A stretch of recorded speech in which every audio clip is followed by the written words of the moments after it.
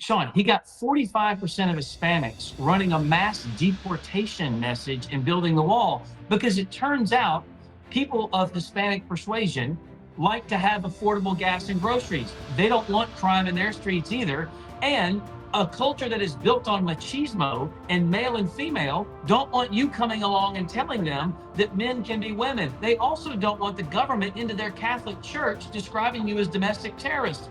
They think it's all their fault. There must be misogyny, see, or racism within the Hispanic population. They don't realize that their message is counterintuitive to common sense for all demographics. They have to put it into these vitriolic boxes that make no sense. And you also can't tell women you're not a woman and try and put tampons in little boys' bathrooms and then have men compete against women's sports and then say that you're a birthing person and then say, oh, we got the women's vote. You don't even know what a woman is.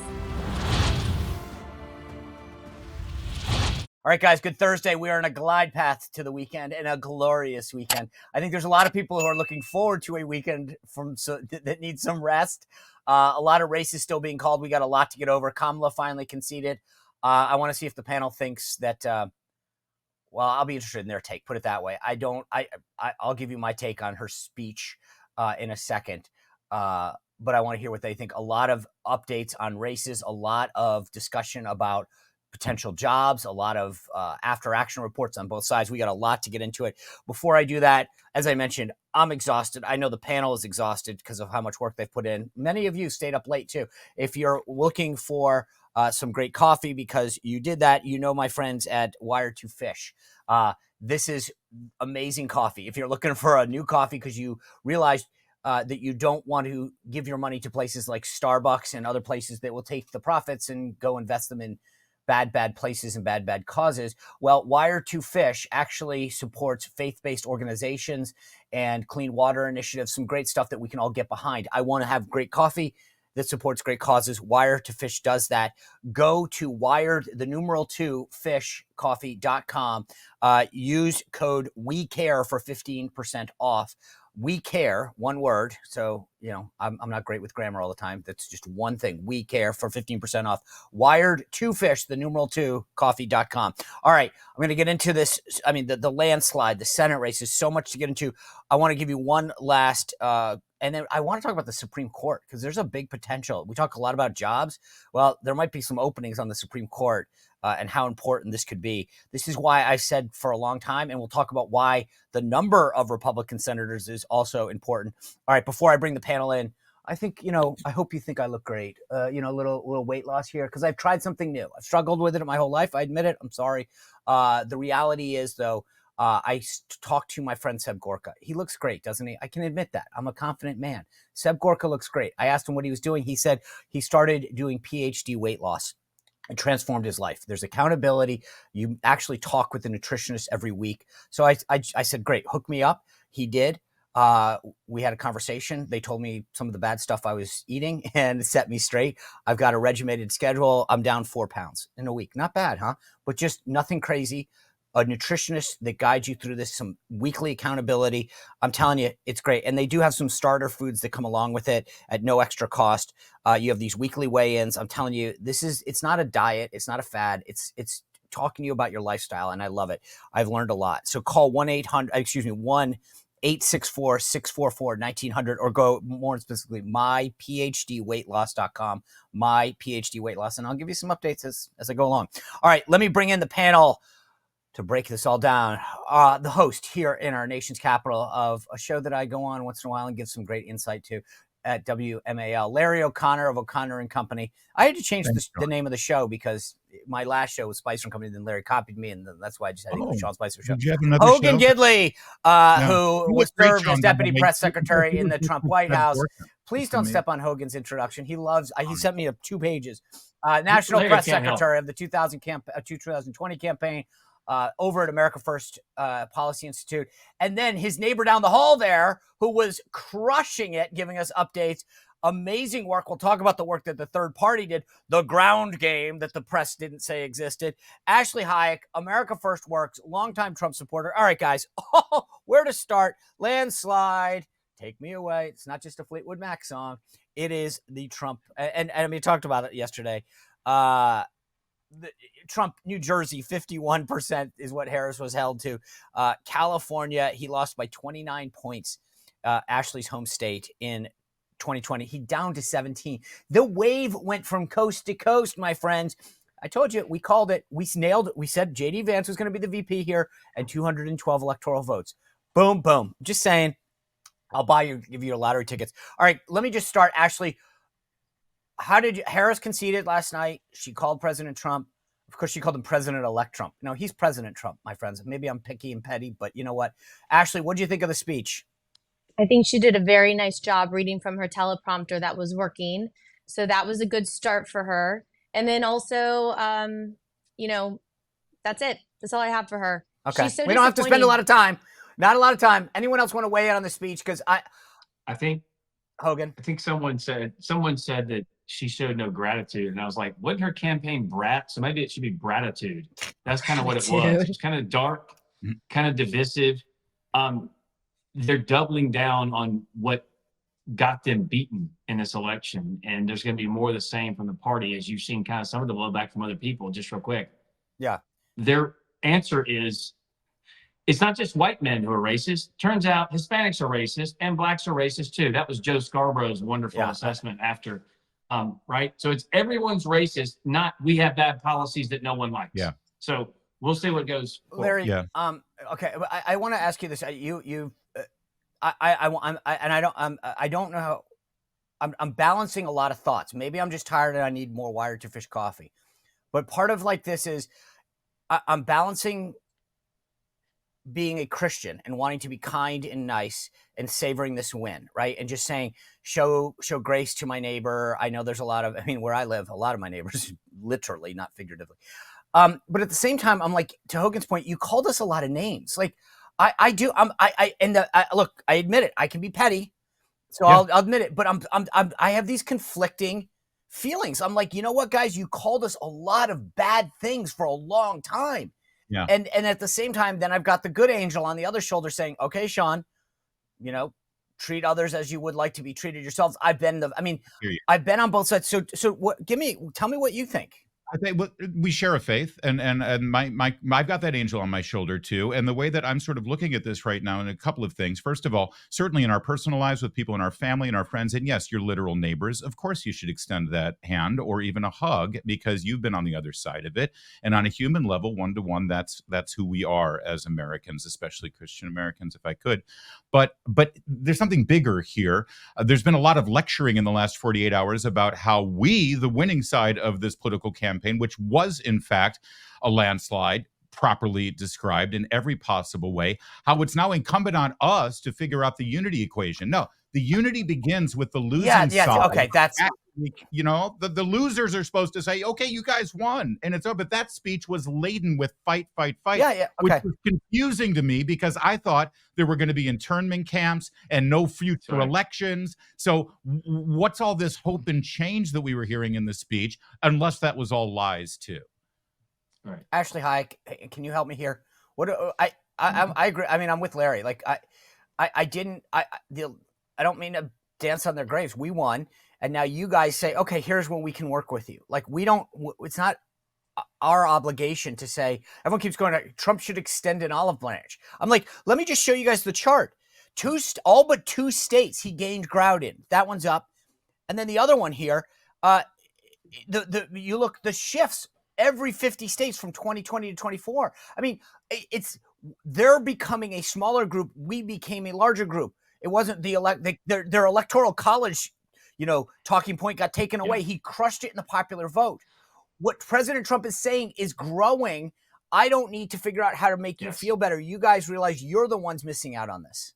They're completely tone deaf, and they're the political elite, and it's the establishment media, and they're going to continue to do that, which actually is really good for us because we have completely blown open the doors of our America First movement. And I view this as such a unique opportunity to continue to directly connect with voters and those low propensity Democrats, the ones that don't show up regularly to elections. We pulled some of them on our side. The independent voters, we're going to expand our base bigger than ever. And the one thing that I absolutely love about President Trump is it's always promises made, promises kept. That was his entire administration. So now that we've built this incredible infrastructure, We can ignore all the establishment media and we can deliver the truth directly to the people that turned out to support us, and then continue to build on this momentum going into the midterm elections, the gubernatorial elections, and then in 4 years in the next presidential election.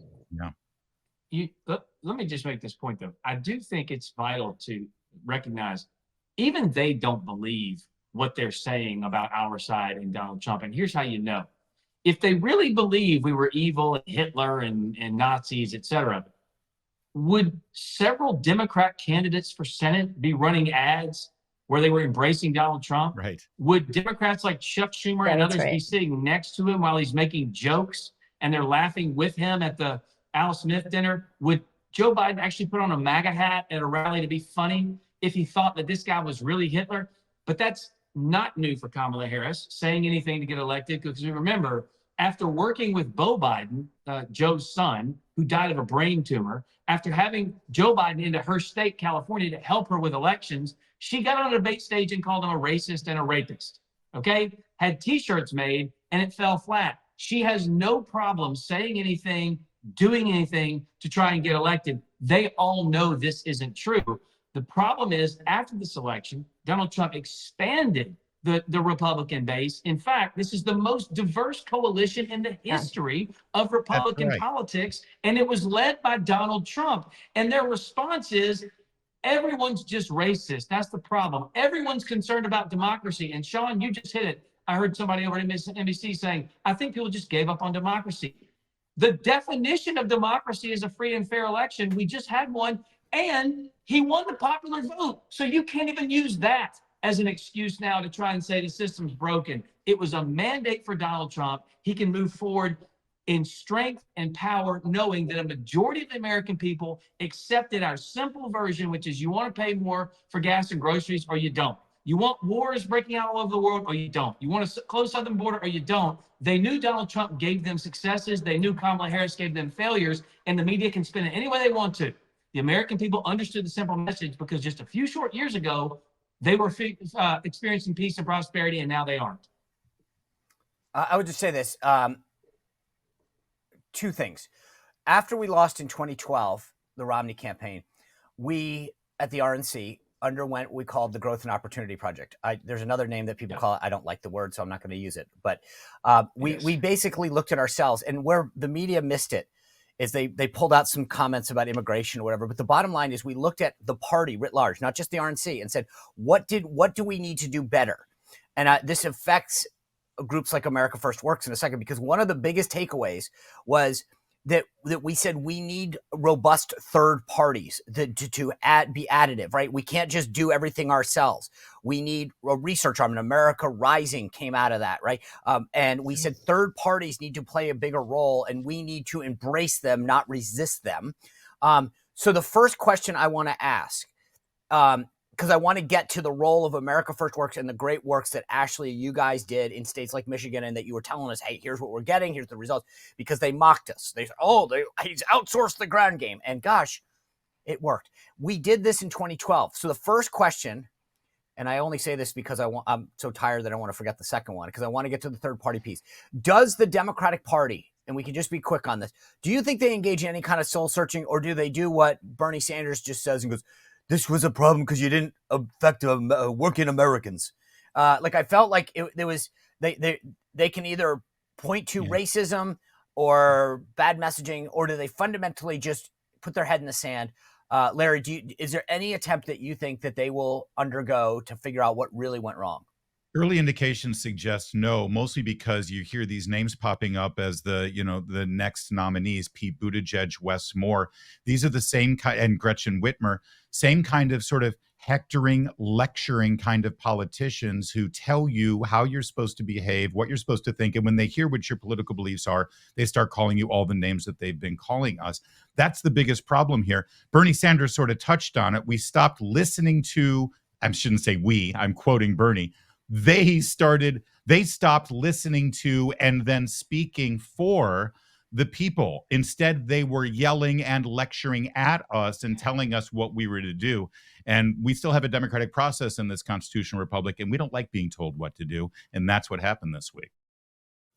Ashley, you guys at America First Works, worked. No pun intended. You got out there. I mean, just give us. I mean, here's the thing. Again, the problem with the media is if the whatever the Democrats are doing is the model, and if we're not doing it that way, right? So they view everything that goes on by very liberal Washington standards. How much money are you spending? How much people are there, right? Not how effective.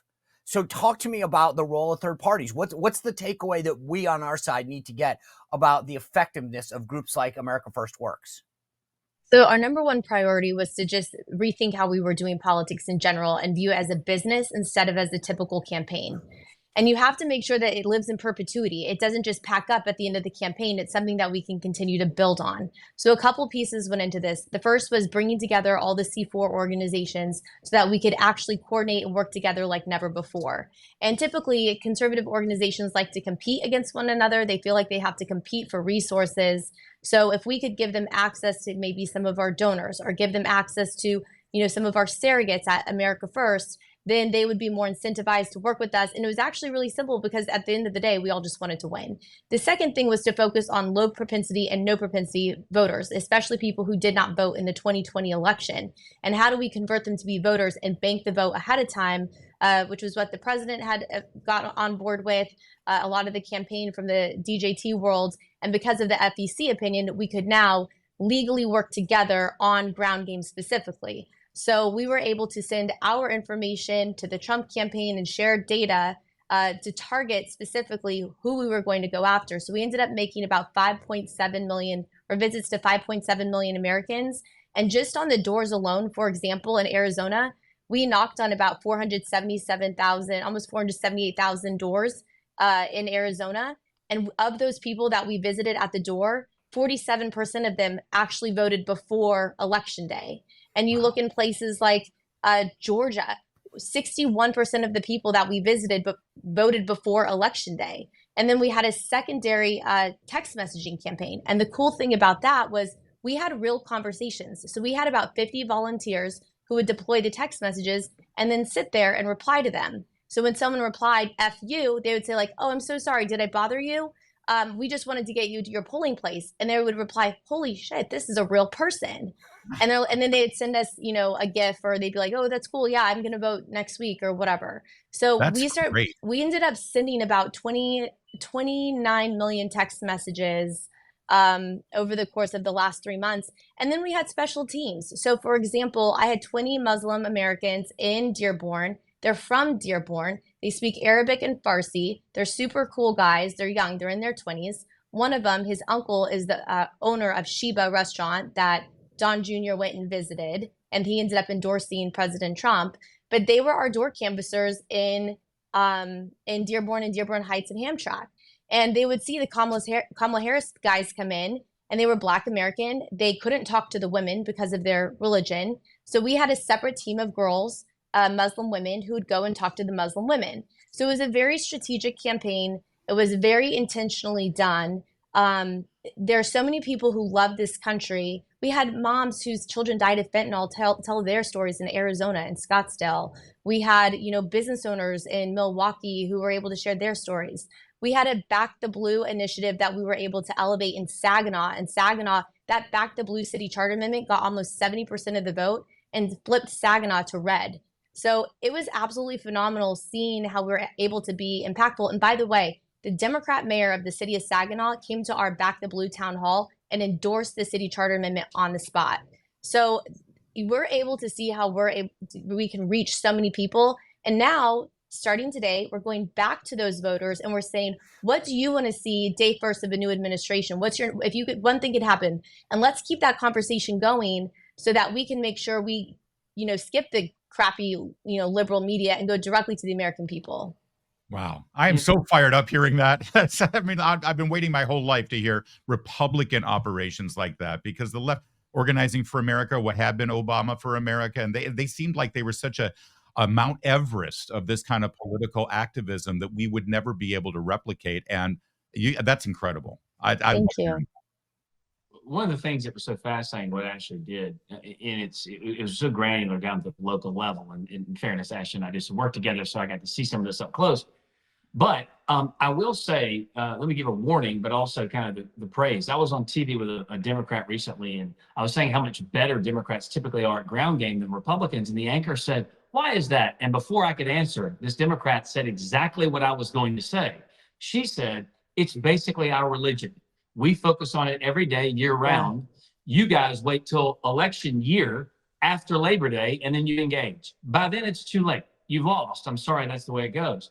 I will say one of the things that America First Works and some other projects you're doing that I think are vital, and Sean, you know this, having worked at the RNC, if they don't build out a massive operation over the next 4 years, you will have wasted a gift, because Donald Trump is the single biggest turnout machine in American history. There will never be someone, whether it's JD or Sarah Huckabee or whoever runs for president in 28, is not going to have that level of support if we just let it all go dark. And that's why what Ashley's doing is so important. She's not letting it go dark. She's still in these homes. She's still reminding people we have to build that out, because if we let this go by after bringing in people who have not been involved in politics since 2018 and sparsely in between, if we don't use that to build the coalition and continue to grow it and let people know what we're about, we're going to be really in a lot of trouble in 4 years. I don't want to go dark. I'm just saying, like, what we're doing now needs to be replicated, and it needs to be focused on between now and the next 4 years. It can't stop. One more point really quickly, if I can.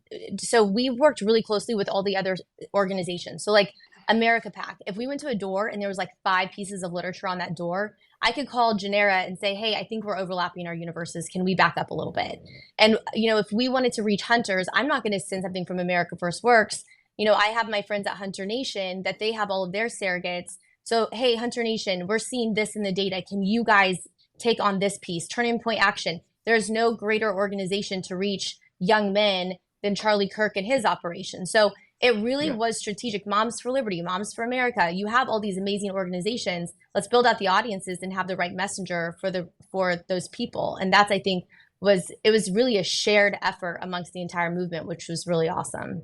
Hey, I hate to interrupt this conversation, but I want to tell you about a great thing that we have going. If you are running a company or you are the person in charge of expenses, this is a ramp card. It has a little Visa. Don't worry, there's no number on here, so you can't charge. You can't sign up from Amazon with this. This is just for display. But if you run the company, check out Ramp. One of the previous guests said that they switched over to Ramp. They saved a ton of time and money. It was unbelievable what Ramp has been able to do to their business, time, money. It takes 15 minutes to set up. You can issue virtual or actual cards to all of your employees. It organizes the expenses, what they can spend on, how much, where. It's amazing. It's the best financial tool you can give your business. So check it out. It's easy to use. To get started, you can do it in less than 15 minutes. And here's the best part. You're never going to get this deal in the Biden economy. You get $250 when you join Ramp. Just to join, you get $250. And then you'll save a lot of time and money. So that's even better. But you use my code SPICER. So go to ramp.com/SPICER, ramp.com/SPICER to get a Ramp card and get your business on track. Remember, cards are issued by Sutton and Celtic Bank, members FDIC. Terms and conditions apply. All right, back to the conversation. Yeah, I would just say a couple things. One, what Ashley just said, I don't think you're going to hear anywhere else. I mean, not that I hope she screams that from treetops, but I love this show because we can have these longer conversations where Ashley can lay out all of the detail and explain to people what really happened behind the scenes, because most interviews in 5 minutes, you can't lay out what she just did. And I hope people understand the depth and breadth of groups like America First Works and what they did. I also think 2 other things. One, what we're doing now, this after action report, what did we do really well? What Hogan said, what do we need to sustain? What do we need to fix? Sometimes the winning teams don't do that, right? And I'm glad that we're having this conversation. Hogan's absolutely right. This has to be a sustained effort, and we need to go through and look at what we did really well and what we didn't do well, right? Because we need to keep this moving forward. And this ties into something that Larry said and Hogan as well. But what Obama did, Larry, when you're talking about Obama for America and whatever, it was about Obama. It was about a candidate. Yes. What we learned in 2012 was when we build something, it needs to be for the movement, the party, not for a candidate, right? And Hogan's right. We need to say, okay, yes, Donald Trump is unique in how he motivates people. But now that we've got that data and the point that Ashley's making, how do we keep that conversation going, right? So that in 4 years, whoever it is that we choose from the grassroots can say, great, now we know about all these voters, and the conversation you want to have with this person is this, the conversation you want to have with that person is that, because we've got so much data on individuals.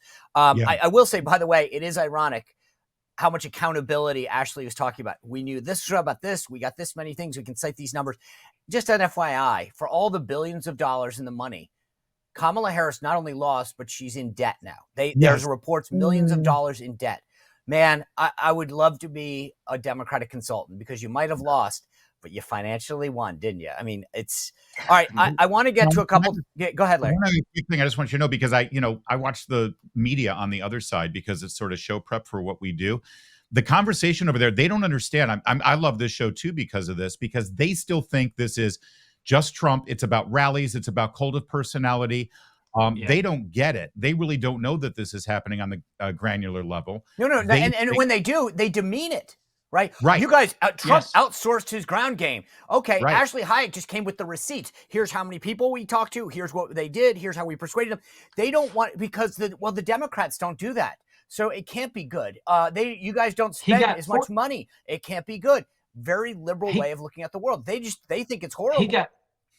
Sean, he got 45% of Hispanics running a mass deportation message and building the wall, because it turns out people of Hispanic persuasion like to have affordable gas and groceries. They don't want crime in their streets either. And a culture that is built on machismo and male and female don't want you coming along and telling them that men can be women. They also don't want the government into their Catholic church describing you as domestic terrorists. They think it's all their fault. There must be misogyny, or racism within the Hispanic population. Yeah. They don't realize that their message is counterintuitive to common sense for all demographics. And they have to put it into these vitriolic boxes that make no sense. And you also can't tell women you're not a woman, and try and put tampons in little boys' bathrooms, and then have men compete against women's sports, and then say that you're a birthing person, and then say, oh, we got the women's vote. You don't even know what a woman is. They lied. They never had the women's vote. There was 500,000 less Democrat women going into election day in 2024 than in 2020 in the battleground states. They really messed up. Wow. Yeah, and they put men on this chopping block as being toxic, masculinity, nasty. All women should do everything. Men are terrible. And then 3 weeks out, they put out videos that are like, I'm a man because I love beer and I sit on the back of the truck this way. But I don't know how to load a gun. But by the way, so you hate them. You're trying to court them, but you don't even know what they are. Yeah. It's insane. I brought this up yesterday.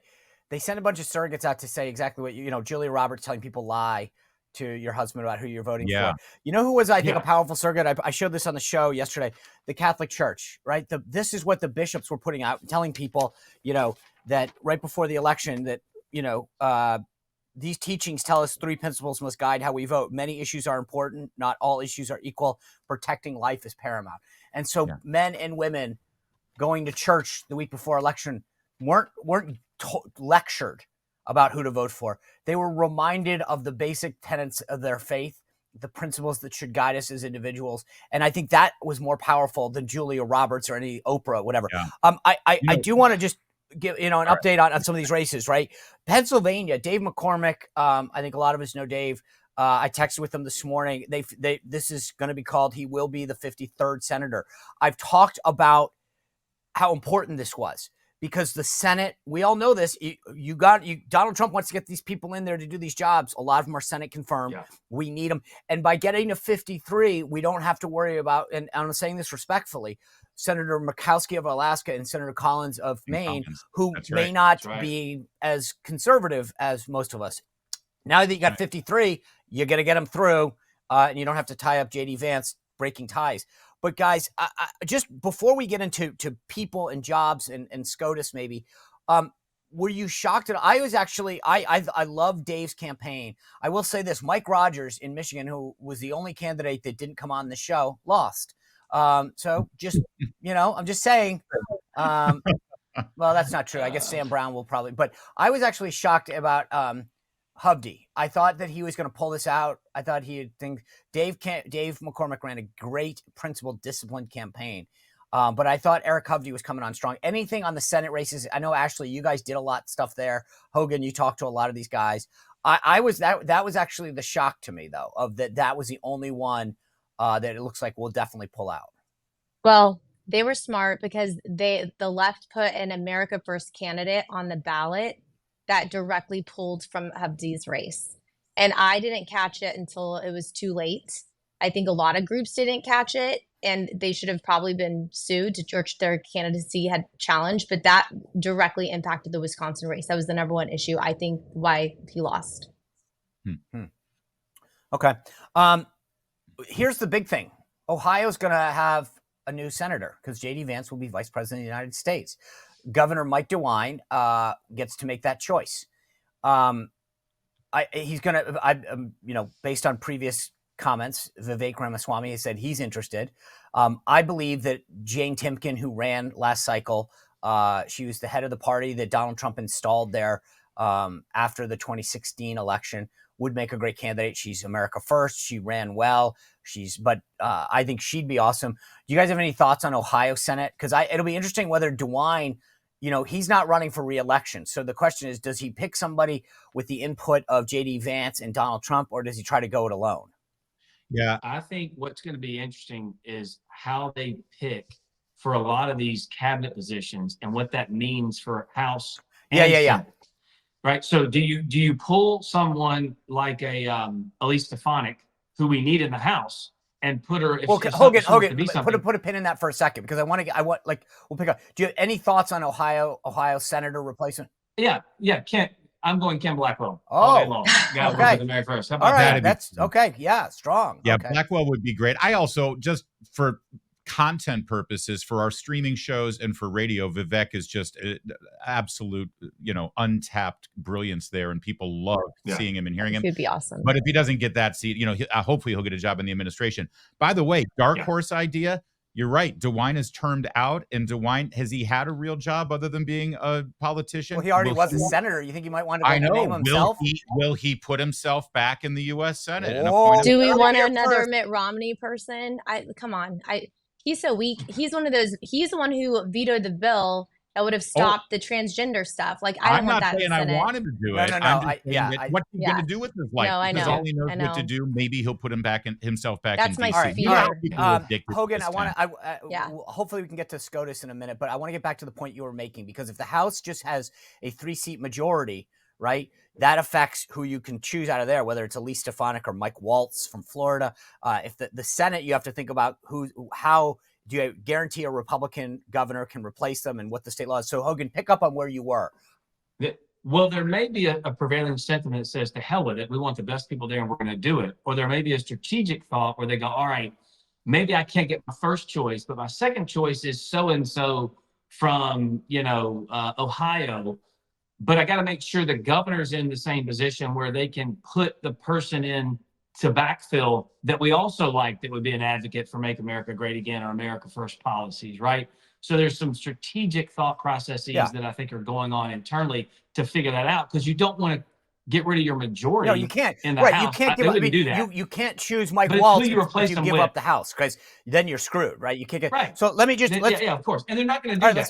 I'm just saying, by the way, I got to just I want to say this before I can't tell you, and I know all three of us. This is why are in the same boat. I will tell you, I have gotten so many calls and texts. And when I look down at the text, and the last text I got from someone was 5, 6, 7 years ago, and suddenly it's, hey, buddy, I'm thinking about, and I go, oh, good to hear from you after 5 years. DC is so transactional. It is unbelievable. And I know we're all getting it. By the way, one last thing before I forget this. I got asked this by somebody, and I think it's interesting. Remember, Trump and a lot of us would go to the Trump Hotel because it was a great institutional place. Safe space. And it was a safe space. Thank you. Safe space. Someone asked me yesterday, where do you think everyone's going to go in DC? Larry, I mean, you guys, I loved it because it was safe, but it was a great restaurant and bar and hotel, but it was also a place we could go. I was like, God, I haven't thought about that. Where do we go? That's a really good. I mean, before the Trump Hotel, we would go to Morton's on Connecticut, right, and have a cigar and eat a steak out on the patio there. Maybe we can take that back. We did. I don't remember that invite. We. I guess WMAL has got quite the expense account. Except Senator Menendez was always out there, but I don't think he's in town anymore. So maybe it's probably good. I don't know. Maybe right. we can implore Eric and Donald Jr. to sort of get the company to buy a Yeah. new By the way, place. I bet you the membership rates at the Trump golf course there in Virginia are going to go sky Yeah, high now Sterling, too. Sure. exactly. All right, let's play a quick little game here. So Hogan, you were kind of thinking about it, but just let's I want to get your take. A lot of speculation about jobs. White House chief of staff. Let's start it out of the gate. I think a lot of speculation. It's Susie Wiles to turn down. Anyone have any thought? Is that you think that's a fair rumor mill kind of thing, or anyone else you think is in the running? Look, I don't like to get ahead of them on these types of we're things. having fun. I'm in Palm Beach. I've been in Palm Beach now for several days. It's a lot of this jockeying I know. going on behind the scenes. Advocates for certain people, detractors for others. As you know, the knives are out. I'm not entirely sure where this goes, but obviously he needs somebody who understands politics. He needs somebody who can get people in line, and that quite frankly applies to the chief of staff, but just about every other position they're looking to fill too. So he didn't have to worry about re-election, obviously. So I don't know, but I'm pretty sure this time, as the cliche, it's trite, but it's true, and that is hindsight's 2020. You did this before. You're coming back into this with knowledge, wisdom, and discernment you did not have the first time. I don't think a lot of the same mistakes are going to be made. You guys have better insights into the personalities. I'd like him to pick someone, though, who he trusts and who he'll listen to, good and bad. Because sadly, you look at every single chief of staff, pretty much, there was a trust issue there. And, we've learned some pretty bad things after the fact. Ideologically, I'd love it to be Russ Vought. Frankly, he was the former director of OMB, right? Is that there's a lot of, just to be fair, because I just want the audience, like Brooke Rollins, who's done a great job with America First Policy Institute, like she's definitely somebody that I think he relies on, that she's did a great job in the White House, but then built up AFPI. And again, I'm not the lawyer, so I don't know what her role as America First works. So I'll just say this. She's on our board. Yeah, she's definitely going to be someone that plays a role, I think. Also, I think America First Policy Institute has done a lot of great work. I've had conversations with them. Hogan was in the room where we talk about how to build out things to give. And what people have to understand, whether it's Project 2025 or the work that AFPI has done, is part of this was to say, hey, we're going to it's like going into a restaurant. We're going to give you menu options. You don't have to do anything. You don't have to hire anyone. You don't have to do anything, but we want to do some of the prep work for you. I was there in 2016. We were building the airplane in midair. And I think that the work that these outside groups has done has been awesome. All right, let me keep the game going, but we'll get outside of some of, I think the DOD, Department of Defense, Department of State could be really interesting. I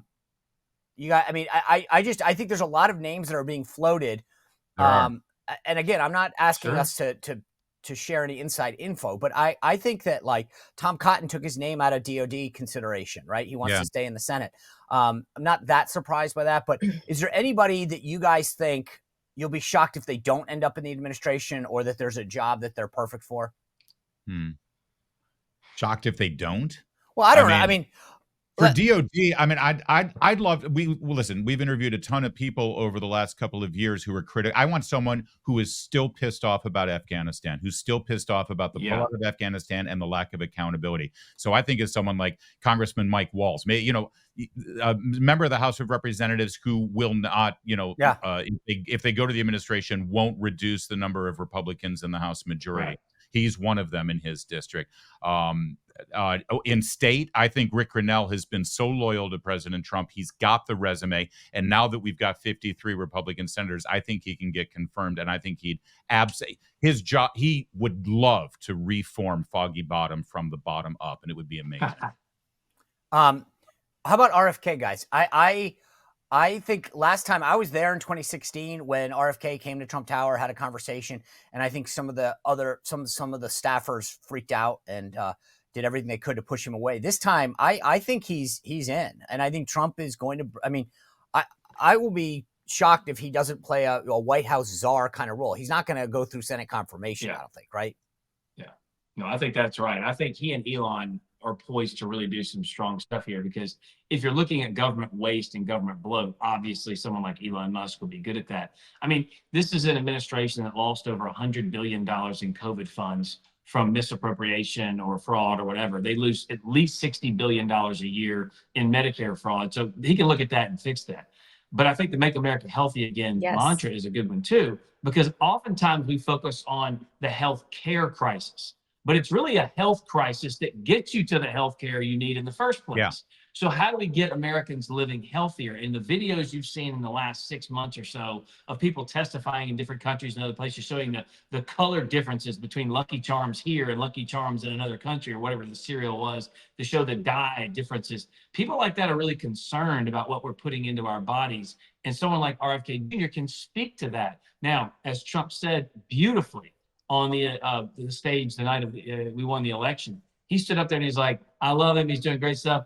Hands off the oil. Yes. Like, you let me handle the oil. You worry about this side. So but that's the goodness of it. Trump says, here's your niche, and I think you can do some great work. And if RFK Jr. focuses on that, I think we'll have some good regulations either put in place or some taken away. But the exposing the industrial complex of pharma or, the FDA or whatever is very, very good. Yeah. So can I just piggyback on what Hogan said about the Make America Healthy Again stuff? So Amaryllis Fox Kennedy is the daughter-in-law to RFK Jr., and she's phenomenal, and she's a mom, and she talks a lot about our food and our kids.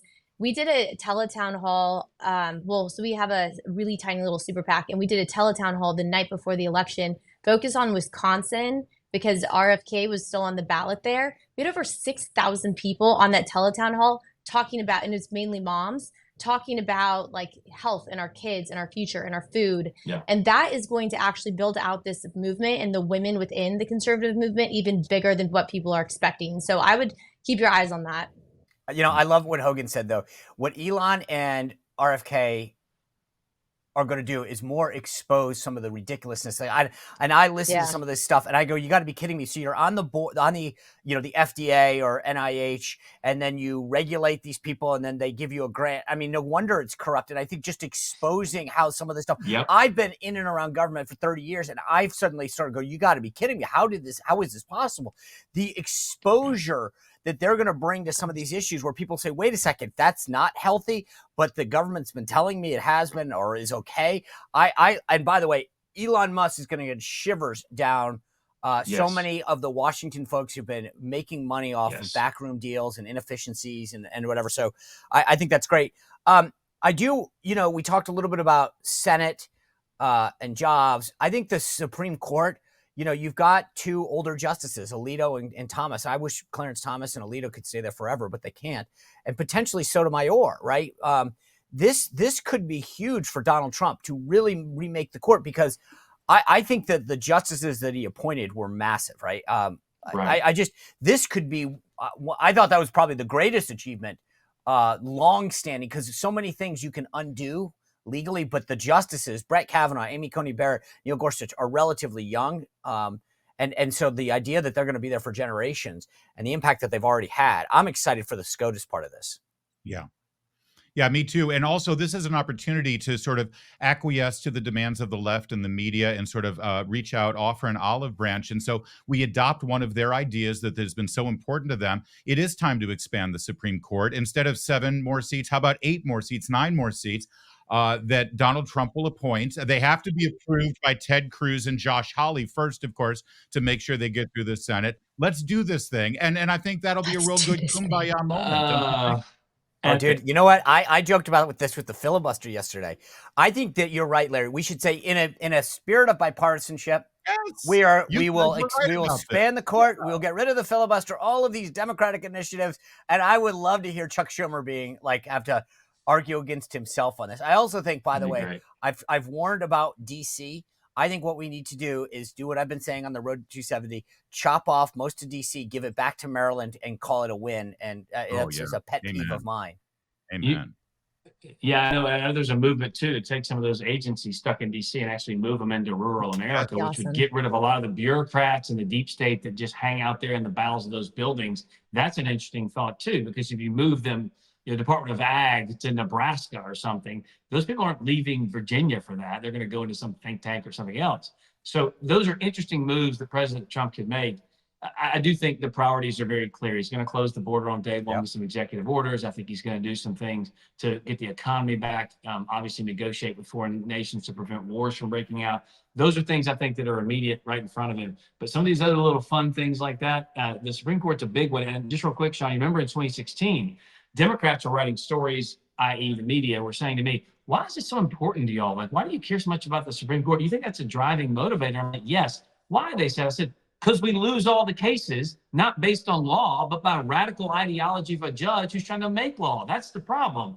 And sure enough, that was one of the biggest successes of the Trump administration was the Supreme Court. Now, we have to have people out in rural America. We have to have people out in the cities, Republicans, office holders, that when they make a ruling, they're ready to jump in and say, yes, this is the right ruling because, and not go silent for 3 months like they did on abortion, and then ruin the whole chance of us winning the House and the Senate because they refused to take the fight right to the Democrats and expose their radical. Okay, real quick. I always end Thursdays with a quick winner and loser. I'm instituting a new rule. You can't say Donald Trump or JD Vance. But I'm out of time. But just real quickly, who had a great week and who had a bad week? And obviously, you can't say Kamala Harris or Donald Trump because we know that one. Larry O'Connor. The corporate legacy media have been completely made irrelevant by this. And they still don't get it, obviously, from the commentary and the histrionics. All right. Any winner? Well, I guess the other side of it, which is the stuff that we do, Love it. Alternative. All right, Hogan, winner and loser. Loser was the media, no question. Winner were suburban women paying for soccer supplies, swimming supplies, volleyball supplies, who silently said, no, I don't want men competing and taking my daughter's scholarships away. The loser are the members of the View cast, lost big, and the winners are the American people. I will do my duty as president. I'll fulfill my oath, and I will honor the Constitution. On January 20th, we'll have a peaceful transfer of power here in America. Yeah, good call. All right, winners, in my opinion, third-party groups like America First Works and some of these groups that did a great job that the media didn't give credit to, and the loser is a bunch of Democratic consultants that didn't have their head where it should have been. All right, guys, thanks for tuning in. We got a great show headed your way tomorrow. We'll continue to break down all the latest news, not only on the election, but the transition, the jobs, everything. We're going to use the insight that we gather to make sure that you know what's going on. Anyway, thanks for tuning in. We'll see you back here tomorrow on The Sean Spicer Show. Well, if you enjoyed this content, make sure to like this video, subscribe, and click the notification bell to get more.